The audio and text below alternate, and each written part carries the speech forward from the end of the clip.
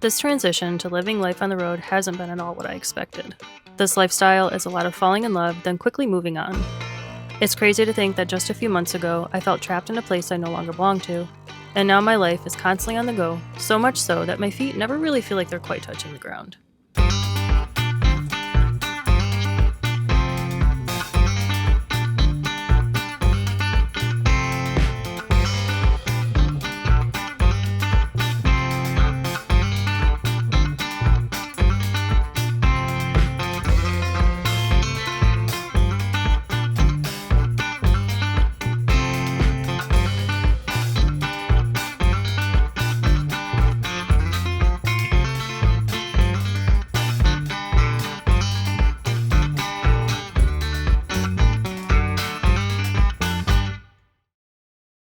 These last 4 months of living on the road have definitely been a transition for sure.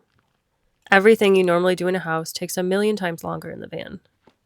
Every cup of coffee is hand-poured, every leftover meal gets heated up in a pan on the stove, and simple errands like grocery shopping and laundry often take up most of the day. You never know when or where you'll get your next shower, and no matter how many times you plan to do a thing or go somewhere specific, they almost always change last minute. But even with all those minor inconveniences of living in a van, the good definitely outweighs the not so good. Because at the end of the day, the moment we're sick of the view outside of our door, we can change it.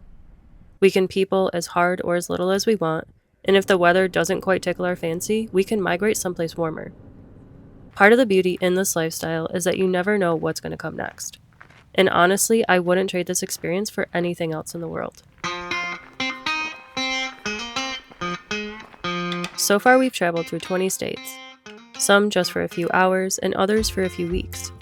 But no matter how much time we spend in one place, everything kind of starts to blur together after a while. Cody and I began this journey along the East Coast until eventually making our way down to North Carolina, where we stayed with his family for a few days. We learned pretty quickly that visiting the Southeast in the summertime is quite a bold choice, but aside from extreme heat and sunburn, we were fortunate to go on some of the coolest adventures we otherwise would have never done all on our own. Like a private boat ride through the swamp and hanging moss trees in the Croatan National Forest, close-up views of the wild horses at Shackleford Banks, and a whole day in the sand and sun on the beautiful little island of Cape Lookout. After that, we took a couple day trips to Asheville, then Nashville, before hightailing it to the Midwest, where we finally started to slow down our pace and take in more of what each area has to offer. Cody brought me to all of his favorite spots in Omaha, Nebraska, where he was stationed for a good portion of his time in the military, before heading to Colorado, where we spent most of September. We explored beautiful little mountain towns like Silverthorne and Breckenridge, prior to spending a couple of weeks around Sand Dunes National Park in Mesa Verde. October was full of adventures in Utah, where we got to explore Canyonlands and Arches National Park, before the cold weather drove us further south into Arizona.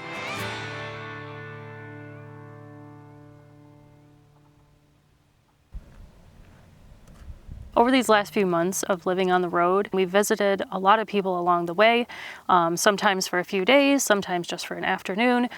But regardless, I've realized that I've had a lot of really deep, incredible conversations with people that see the world similarly to myself, or even challenge the way in which I see the world, which is also just as impactful and meaningful. And it's been so amazing. Like, I am literally covered in goosebumps right now because it's made me realize like how important connection actually is to me. I want to be surrounded by people who share similar values, who have similar interests, and it would be really amazing to have friends that I can collaborate with, create cool art with, and just like be my goofy self around. If you watched my Diaries of a Black Sheep series, then you know that I went through a lot of just really tumultuous relationships and a lot of betrayals. And, you know, when you go through so many things, especially with the people closest to you, it's really hard to feel like you can, for one, trust your own judgment when it comes to like allowing people into your life, but two,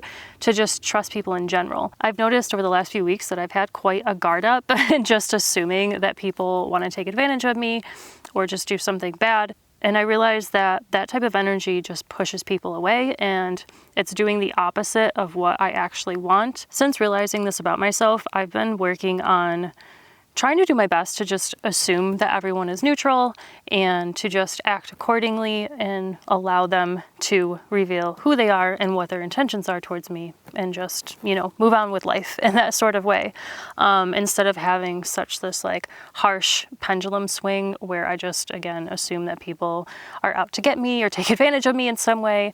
In contrast to who I used to be prior to, my healing journey, which was very much just trusting everyone until they proved me wrong. And, neither of those ways is a good way to live. And so I've been really working hard on trying to just assume that people are neutral, and that, over time I will know whether or not they belong in my life or away from my life. And I'm not in any sort of rush to hurry up and fill the space, just like take on any old friends, because I feel like that's what I used to do in the past. It's just something that I've been thinking a lot about. I know that the right people will show up into my life at the exact right moment that they're meant to. So yeah, I'm not really in a rush, but I'm definitely open to forming new friendships. Sometimes it's easy to take for granted what we once prayed for. Luckily, this life is a constant reminder that not too long ago, this was all just a dream. I'm so incredibly grateful to scratch off bucket list experiences that I've had on my vision board for years. I recognize how fortunate I am to be able to travel around the country with my best friend, especially knowing that most people don't have the opportunity to do something like this themselves. This experience is teaching me that no matter what path we choose in life, even our wildest dreams will always come with sacrifices. You just have to decide what you're willing to give up in order to experience them firsthand. What's that one thing you always say that you want to do, but you just haven't taken that first step towards yet? Share it in the comments below so we can encourage you to finally take that leap of faith. And before you go, I just want to share that if you'd like to see more content from me, my partner and I recently started a new YouTube channel called Off-Road Bodies. We're currently sharing our entire van build series, and new episodes premiere every Sunday morning. So if that's something you'd like to check out, a link to our channel will be in the description box below. And as for this channel, I'm going to be posting here more regularly, so be sure to subscribe if you haven't already. Thank you so much for being here. I'll see you soon.